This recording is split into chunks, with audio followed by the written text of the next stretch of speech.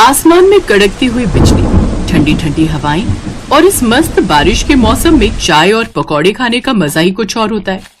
पर बारिश का मौसम हर किसी के लिए एक सा नहीं होता। वैशाली अपनी 12 साल की बेटी सौम्या और 5 साल के बेटे मोंटी के साथ एक झोपड़पट्टी में रहती थी।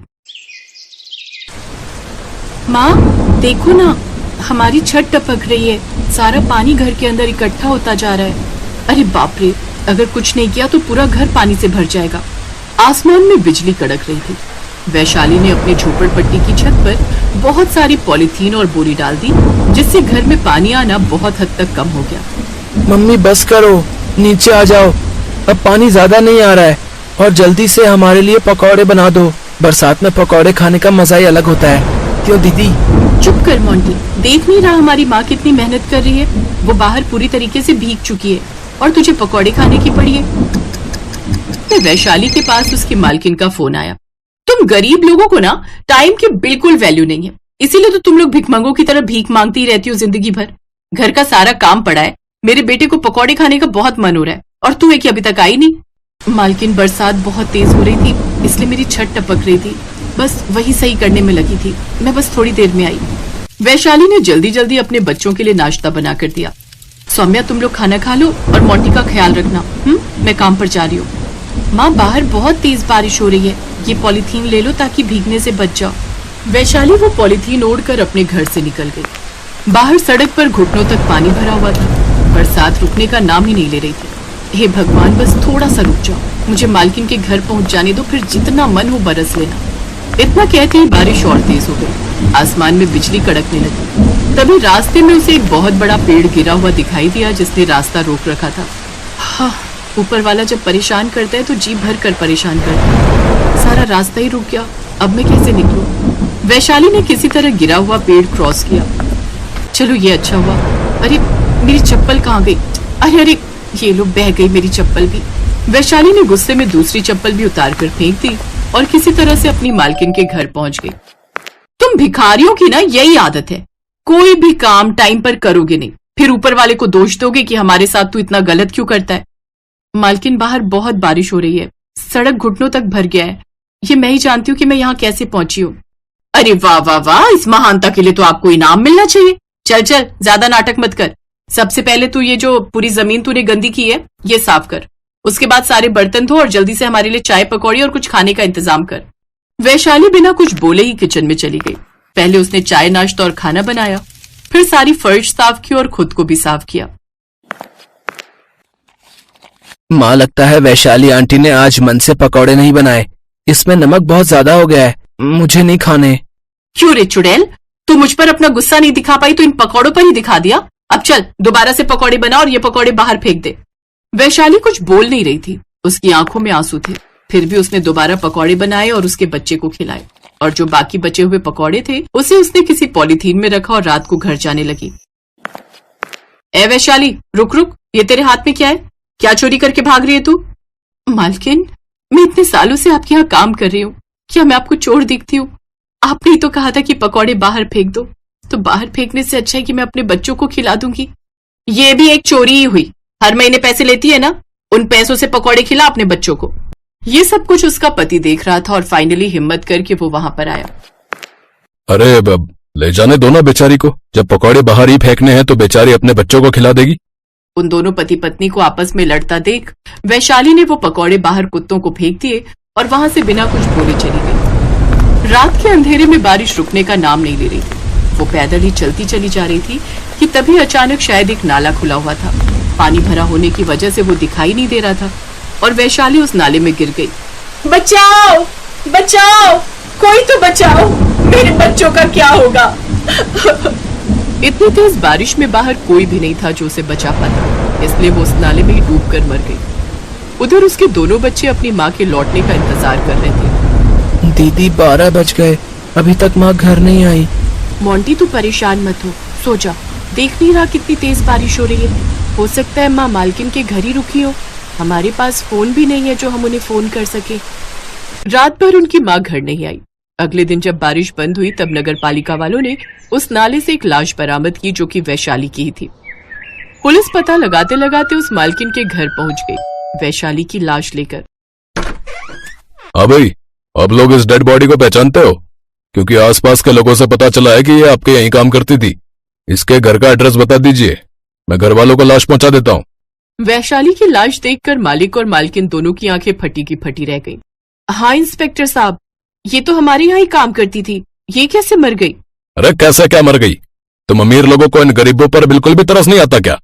रात में काम से लौट रही होगी, रास्ते में बहुत बड़ा नाला पड़ा होगा और रोड इतनी ज्यादा भरी हुई थी कि उसे समझ में नहीं आया होगा, उस नाले में घुस गई होगी। ये लाश हमने नाले से ही निकाली है।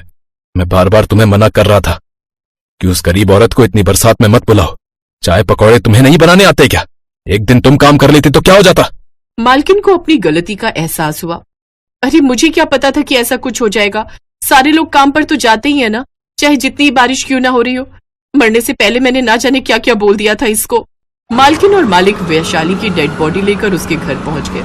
उसके दो छोटे छोटे बच्चे सौम्य और पिंटू अपनी माँ को देखकर जोर जोर से रोने लगे, क्योंकि उनका अब इस दुनिया में कोई नहीं बचा था। माँ, मैंने आपको मना किया था कि इतनी बरसात में काम पर मत जाओ, पर तुमने मेरी बात नहीं मानी। माँ, अपनी आंखें खोलो, देखो हमारी छत से फिर पानी टपक रहा है। ये सब कौन सही करेगा माँ? वैशाली के बच्चों की हालत देखकर मालिक और मालकिन की आंखों में आंसू आ गए। बच्चों, तुम लोग परेशान मत हो, मैं इतनी भी पत्थर दिल नहीं हूँ। आज के बाद तुम दोनों को मैं पालूंगी। मेरी माँ की मौत आपकी वजह से ही हुई है। अगर आप जबरदस्ती मेरी माँ को नहीं बुलाती तो ऐसा कुछ नहीं होता। बच्चों, तुम लोग बिल्कुल सही कह रहे हो। हर आदमी पैसों से तो अमीर बन जाता है, पर दिल से अमीर बनने में बहुत टाइम लग जाता है। लेकिन इन्हें अब अपनी गलती का एहसास हो चुका है। बेटा चलो चलो हमारे साथ। वैशाली का अंतिम संस्कार कर दिया गया। उसके बाद सौम्या और मोंटी उनके ही घर में रहने लगे। पढ़ लिखकर सौम्या एक IPS ऑफिसर बन गई और मोंटी एक मल्टीनेशनल कंपनी में मैनेजर बन गया। मोंटी ने बहुत बड़ा बंगला अपनी माँ के नाम पर उसी जगह पर बनाया जहाँ पर उसकी झोपड़पट्टी थी। माँ, आप जहाँ भी होंगी, मुझे पूरा विश्वास है कि आप मुझे देख रही होंगी। बरसात में जिस घर की छत टपकने लगती थी, वो आज मैंने हमेशा के लिए सही कर दिया। मोंटी की आंखों से आंसू निकलने लगे। माँ हमेशा हमारे साथ है मोंटी। माँ के साथ जो हुआ है वो और किसी के साथ ना हो। हमें और गरीबों की मदद करनी चाहिए। हाँ दीदी, तू ठीक कह रही है। खासकर बरसात के मौसम में हमें ज्यादा से ज्यादा गरीबों की मदद करनी होगी और इसी से माँ की आत्मा को शांति मिलेगी। अमीर बरसात में चाय पकौड़े का मजा लेते हैं और दूसरी तरफ गरीब का घर टूट जाता है, उसे खाना भी नसीब नहीं होता। इसीलिए हम सबको उनका ध्यान रखना चाहिए।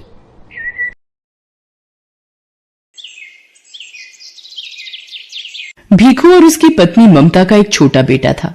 भीखू और ममता सड़कों पर सामान बेचकर गुजारा करते थे और वहीं फुटपाथ पर एक छोटी सी झुग्गी में रहकर गुजारा कर रहे थे।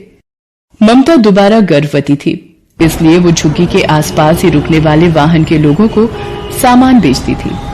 एक दिन ममता पुल वाली लाल बत्ती काफी देर तक रहती है, इस वजह से वहां भीड़ भी काफी रहती है। मैं सोच रहा हूँ आज थोड़ी देर वहीं सामान बेचकर आ जाता हूँ। इतनी भीड़ में ध्यान से जाना, लाल बत्ती खत्म होते ही गाड़ियां रफ्तार से दौड़ती हैं। भीखू पुल के नीचे सामान बेचने चला जाता है। ले लीजिए भैया, ये खिलौना आपके बच्चे के लिए। ये गुब्बारा ले लो भैया। हाँ हेलो, ये गुड़िया कितने की थी? 20 रुपए की है साहब। 20 रुपए? 10 रुपए की लगा ले, दे रहा है तो। इतनी देर में लाल बत्ती का सिग्नल खत्म हो जाता है। ले लो साहब, आप 10 रुपए ही दे दो। भीखू 10 रुपए लेकर जैसे ही गाड़ी वाले को गुड़िया पकड़ाकर पलटता है, एक गाड़ी उसे धक्का मार देती है। जैसे ही भीखू नीचे गिरता है, एक और गाड़ी उसे कुचल देती है। भीखू वहीं मर जाता है। भीखू के साथ एक और व्यक्ति जो सामान बेचता था, वो ये दुर्घटना देख लेता है और ममता को बताता है। नहीं, ये नहीं हो सकता। मैं किसके सहारे जीऊंगी? आप मुझे क्यों छोड़ गए सूरज के बापू? बापू आप कहाँ चले गए? बोलो बापू। ममता सूरज के हाथ से भीखू का अंतिम संस्कार करती है। भीखू के देहांत के बाद ममता बिल्कुल अकेली हो गई थी। एक दिन ममता बेटे सूरज और गोद की बच्ची को लेकर दिन भर सड़कों पर गुब्बारे बेचती थी।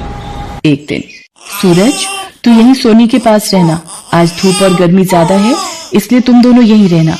मैं कुछ गुब्बारे और पेन बेचकर सोनी के लिए दूध और तुम्हारे लिए रोटी ले आऊंगी।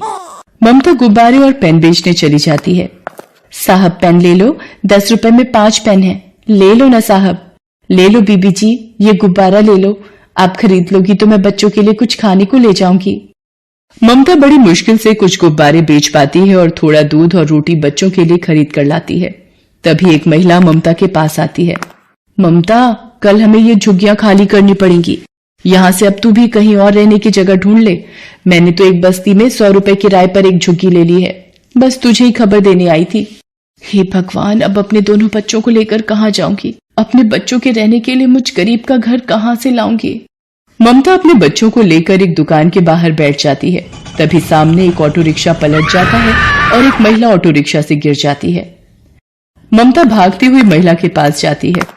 ओ भैया, कैसे ऑटो रिक्शा चला रहा था? देखकर नहीं चलाया जाता? जल्दी इन्हें हॉस्पिटल लेकर चलो।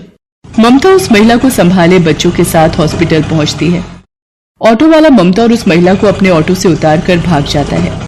सूरज, जा जल्दी से उन भैया को बुला कर ला, वो माँ जी को अंदर ले जाएंगे। डॉक्टर उस महिला को देखता है। देखिए, इनकी रीढ़ की हड्डी टूट गई है, तो अब इनको कंप्लीट बेड रेस्ट की आवश्यकता है। इनके घर से जो भी सदस्य हैं उन्हें आप बुला लीजिए। डॉक्टर, मैं नहीं जानती ये कौन है। इनका एक्सीडेंट हुआ तो मैं इन्हें यहाँ ले आई। डॉक्टर, इन्हें कब तक होश आ जाएगा? तभी ये अपने बारे में बता पाएंगे। 1 से 2 घंटे में इन्हें होश आ जाएगा। लगभग 2 घंटे बाद उस महिला को होश आता है और वो अपने बारे में बताती है। मेरा नाम राजरानी है। पता नहीं उस ऑटो रिक्शा वाले ने कैसे चलाया कि अचानक से ठोकर लगी और ऑटो पलट गया।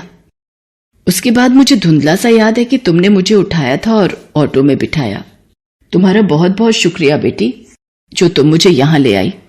माँ जी, आपकी रीढ़ की हड्डी में फ्रैक्चर हुआ है, इसीलिए आपको घर ले जाने के लिए एम्बुलेंस की व्यवस्था करनी होगी। बेटी, मेरे पति अपने बिजनेस के काम से दूसरे शहर गए हुए हैं, मेरी एक सहायता करो।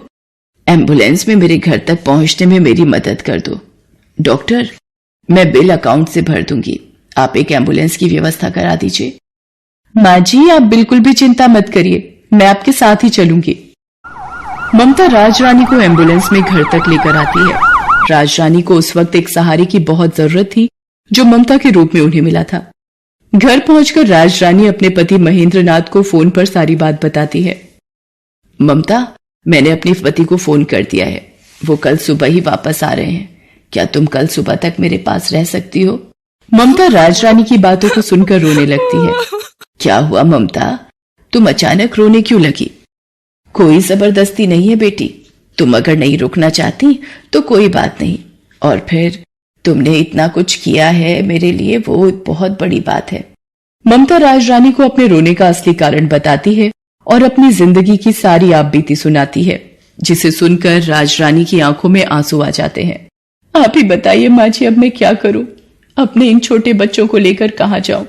चिंता मत करो बेटी, भगवान सब ठीक करेंगे। वहां सामने मेरी रसोई है, तुम वहां जाकर अपने लिए भी भोजन बनाओ, मेरे लिए भी, और इन बच्चों को भी खिलाओ। कब से तुम मेरी वजह से भूखी हो और बच्चे भी तुम्हारे साथ भूखे हैं।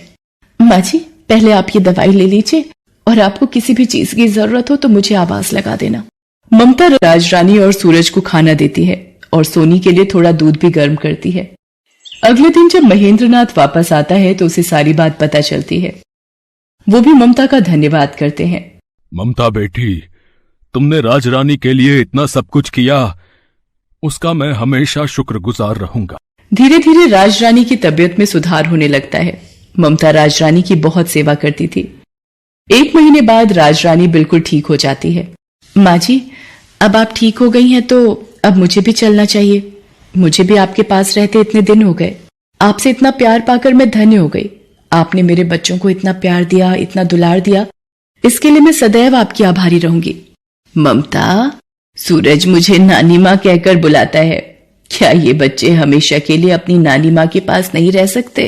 हाँ ममता बेटी, हम दोनों की कोई औलाद नहीं है, पर सूरज और सोनी को देखकर हमारे मन में नाना नानी वाला प्यार उमड़ पड़ा। तुमने राजरानी की माँ जैसे सेवा की है बेटा। हम अपनी बेटी को बेसहारा नहीं भटकने देंगे। ममता की आंखें आंसुओं से भर आती हैं। बेसहारा को सहारा मिल जाता है। ममता राजरानी के गले लग जाती है उस दिन के बाद से ममता महेंद्रनाथ के कारोबार में उसका हाथ बंटाने लगी और उसने दोनों बच्चों को पढ़ा लिखा कर बच्चों के सपने पूरे किए। Thanks for watching.